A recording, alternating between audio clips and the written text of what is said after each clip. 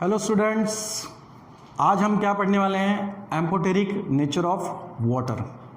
ठीक है, पिछले क्लास में हमने एसिड और बेस के बारे में 3 थ्योरीज को कंप्लीट किया था।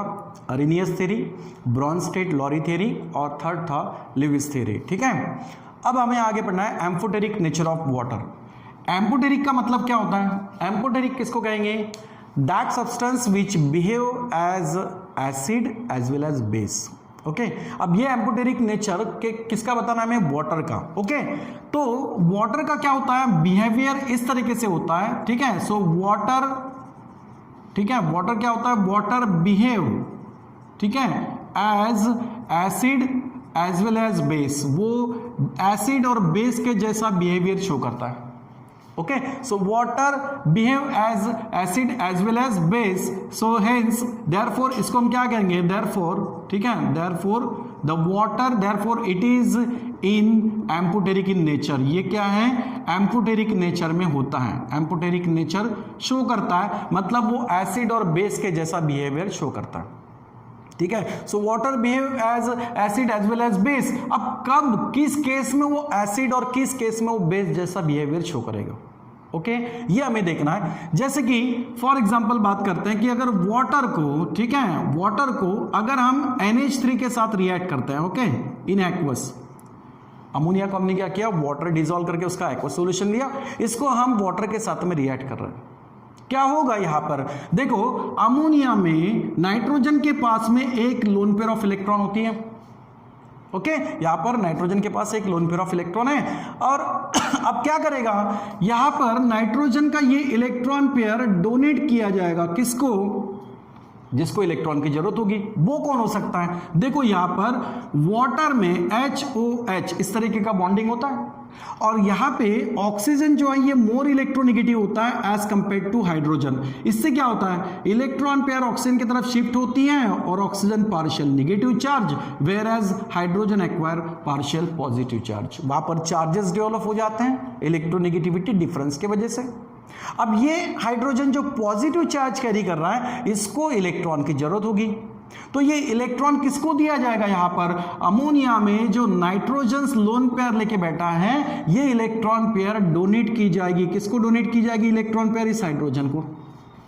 ओके, अब हमने जो 2-3 थियरीज पढ़ी हैं, उसमें हमने देखा कि एक्चुअली ब्रॉन्स्टेड लॉरी जो थियरी थी, है ना, ब्रॉन्स्टेड लॉरी थियरी, इसमें हमने क्या देखा था? यहां पर प्रोटॉन ट्रांसफर का कंसेप्ट था।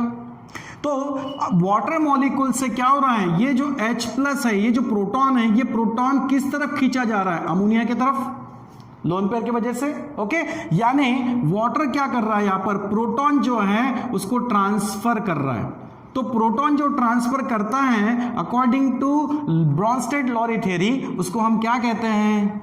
उसको हम क्या कहते हैं? एसिड। और जो प्रोटॉन को एक्सेप्ट कर रहा है, okay, that species which accept the proton, proton को जो एक्सेप्ट कर रहा है, ठीक है, इसको हम प्रोटॉन एक्सेप्टर कहेंगे, वो according to Bronsted Lowry theory क्या होता है? बेस होता है। ओके, इसका मतलब अगर वाटर को हम अमोनिया के साथ रिएक्ट कर रहे हैं, तो यहां पर वाटर एज एसिड करके काम करेगा, बराबर। It shows the acidic nature because क्यों? Because it transfer, it donate the proton. ये प्रोटॉन को ट्रांसफर कर रहा है, डोनेट कर रहा है, जबकि अमोनिया उस प्रोटॉन को क्या कर रहा है? वेलकम। ठीक है, तो जो प्रोटॉन का एक्सेप्ट करेगा वो क्या होगा? बेस होगा। मतलब इस रिएक्शन में वाटर एसिड जैसा बिहेवियर शो कर रहा है।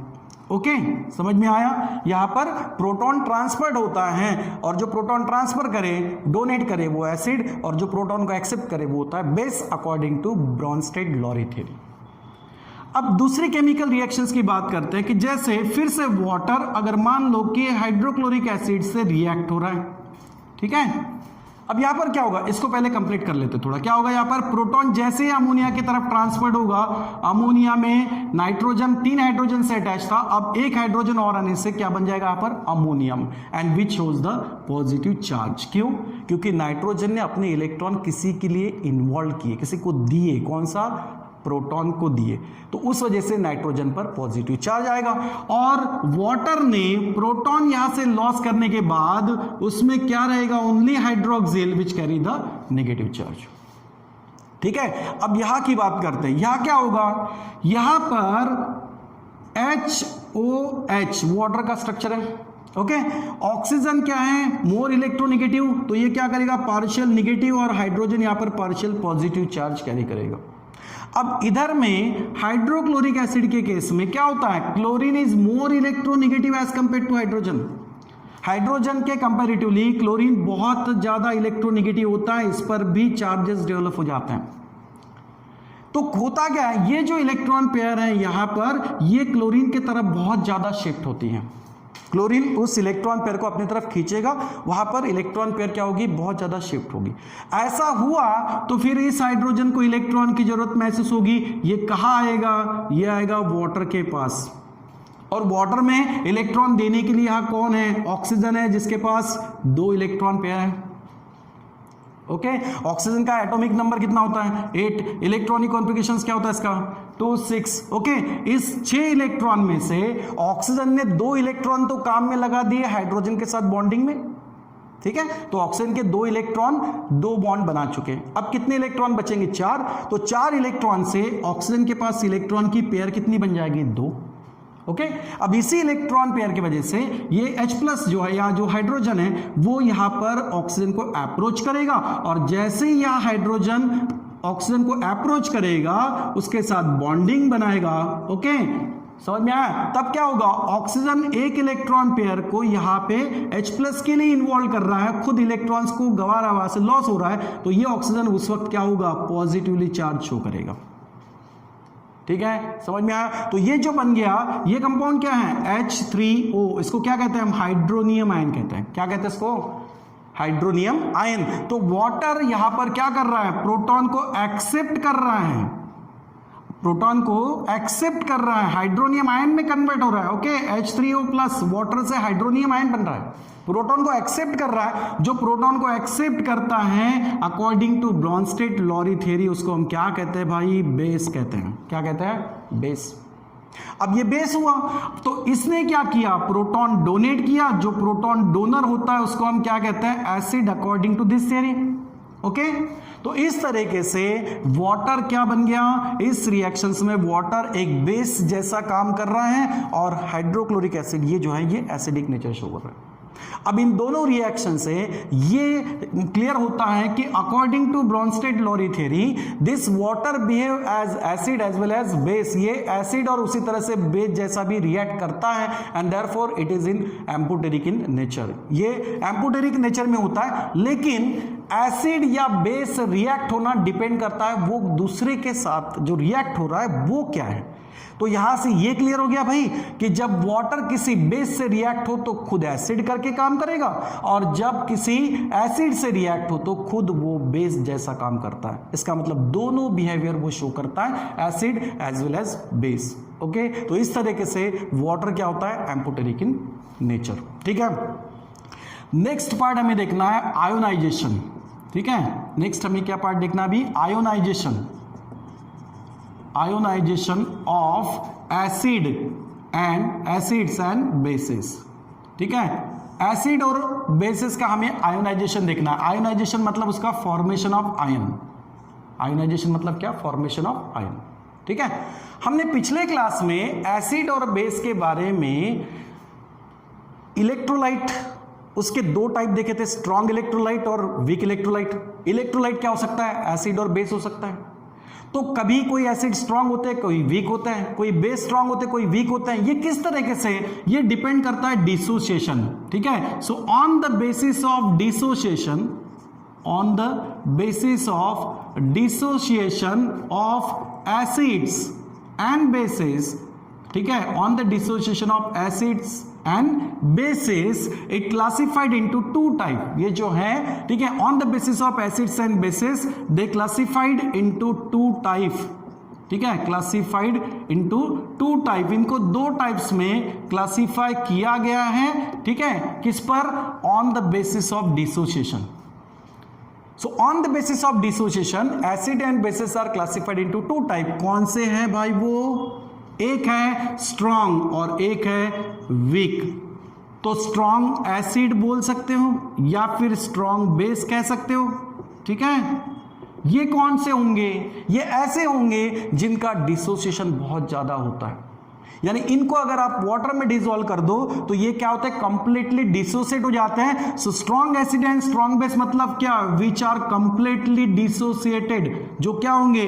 कंप्लीटली डिसोसिएट होंगे। कंप्लीटली डिसोसिएटेड किसमें? Completely dissociated in water. अगर आप उसको वाटर में ऐड कर दो तो वो कंप्लीट डिसोसिएट होता है, उनका पूरे जो बॉन्ड्स होते हैं उनमें टूटते हैं और आयन का फॉर्मेशन होता है। फॉर्मेशन ऑफ आयन को ही हम कहते हैं आयोनाइजेशन। ओके तो स्ट्रॉन्ग एसिड और स्ट्रॉन्ग बेस, जैसे कि स्ट्रॉन्ग एसिड की बात करेंगे तो हाइड्रोक्लोरिक एसिड जैसा स्ट्रॉन्ग एसिड, स्ट्रॉन्ग बेस की बात करेंगे तो NaOH सोडियम हाइड्रोक्साइड या KOH पोटेशियम हाइड्रोक्साइड, ये जो है, ठीक है। तो these are the strong acid and strong bases which are completely dissociated in water. Okay जैसे कि फॉर एग्जांपल के तौर पे हम क्या ले सकते हैं? फॉर एग्जांपल हाइड्रोक्लोरिक एसिड हो गया, सल्फ्यूरिक एसिड हो गया, ठीक है, या नाइट्रिक एसिड हो गया।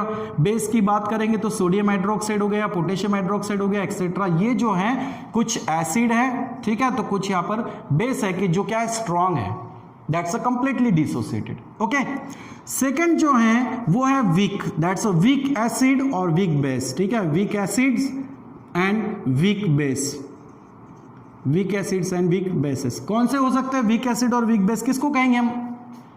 क्या होगा? यहां पर कंप्लीट डिसोसिएशन हुआ है, लेकिन इनका क्या होता है? दीज सब्सटेंस, ठीक है, ये ऐसे सब्सटेंस होते हैं दैट सब्सटेंस विच आर, ठीक है, which are partially dissociated, that substance which are partially dissociated in water, जिनका वाटर में कम डिसोसिएशन होता है, कंप्लीट डिसोसिएशन नहीं होता। ओके कंप्लीट डिसोसिएशन नहीं होता। ऐसे एसिड्स और बेस को हम क्या कहते हैं? Week acids and weak base, ठीक है। जैसे कि फॉर एग्जांपल अगर हम एसिडिक एसिड की बात करेंगे CH3COH, ओके तो CH3COH क्या बन जाएगा? ये वीक एसिड होगा। उसी तरह अगर हम फॉर एग्जांपल अमोनियम हाइड्रोक्साइड की बात करते हैं तो अमोनियम हाइड्रोक्साइड क्या हो जाएगा? वीक बेस हो जाएगा। क्यों है भाई ये वीक एसिड या वीक बेस? इसलिए है क्योंकि इनका डिसोसिएशन कंप्लीट नहीं हो रहा, these are partially dissociated. Okay अब होता क्या है, याद ध्यान रखना, जब भी कंप्लीट डिसोसिएशन होता है वहां पर बिल्कुल रिएक्शंस फॉरवर्डली चलती हैं, यूनिक डायरेक्शन में चलेगी, रिवर्स नहीं होगी। लेकिन इसमें खास तौर से हम आयनिक इक्विलिब्रियम चैप्टर पढ़ रहे हैं और इसमें हमें खास तौर से इन्हीं के बारे में पढ़ना है, वीक इलेक्ट्रोलाइट्स के बारे में, वीक एसिड और वीक बेस के बारे में। ओके यहां होता क्या है? यहां कंप्लीट डिसोसिएशन नहीं होता, इसका मतलब कि ये रिएक्शंस फॉरवर्ड के साथ साथ बैकवर्ड भी होती हैं।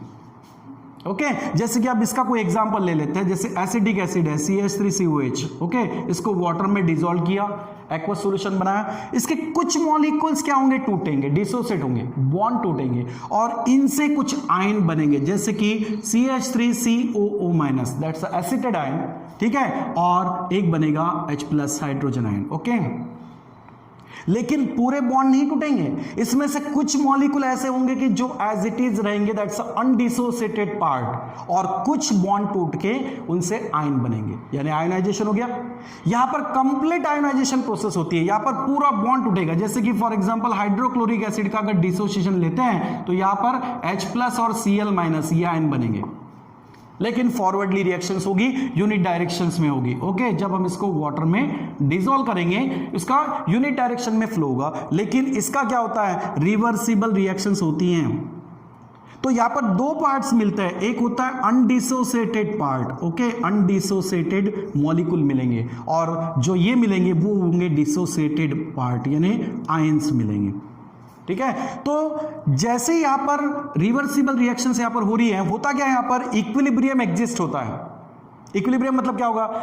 ये कंपाउंड डिसोसिएट होना स्टार्ट होगा, कुछ समय के बाद इसका जितना डिसोसिएशन होना है उतना होगा, बाकी का पार्ट्स, बाकी के मॉलिक्यूल जो है वो remaining molecules are undissociated and some molecules are dissociated into their respected ion. तो होगा क्या? एट इक्विलिब्रियम, जब रिएक्शंस इक्विलिब्रियम पे आएगी, ओके एट इक्विलिब्रियम, जब रिएक्शंस इक्विलिब्रियम पोजीशंस पे आएगी उस वक्त क्या होगा? At equilibrium that solution contain, ये जो सॉल्यूशन रहेगा किसका? At equilibrium the solution contain, ठीक है, क्या होगा इसमें? That solutions contain the undissociated molecule, undissociated molecule रहेंगे अलोंग विथ, किसके साथ में, अलोंग विथ द आयंस, ठीक है, आयंस के साथ में, मतलब डिसोसिएटेड आयंस के, डिसोसिएटेड पार्ट के साथ में, ठीक है। कब होगा ये, जब रिएक्शंस कहां पहुंचेगी, इक्विलिब्रियम पे, और इक्विलिब्रियम इन्हीं केस में बनता है, कहां पर, वीक इलेक्ट्रोलाइट के केस में, मतलब वीक एसिड और वीक बेस के केस में, ओके। तो on the basis of dissociation that acid and bases are classified into the two types, one is the strong acid strong base and second one weak acid and weak base. Strong base या strong acid complete dissociate होता है, forward reactions होती हैं same directions में, लेकिन week acid और weak base के case में पार्शियल डिसोसिएशन होता है और वहां पर इक्विलिब्रियम एग्जिस्ट हो जाता है, ओके। यहां पर जैसे फॉरवर्ड हो रहा है उसी तरह से रिएक्शंस क्या होती है, बैकवर्ड होती है। दोनों का रेट ऑफ रिएक्शंस ऑलमोस्ट क्या होता है, सेम होता है।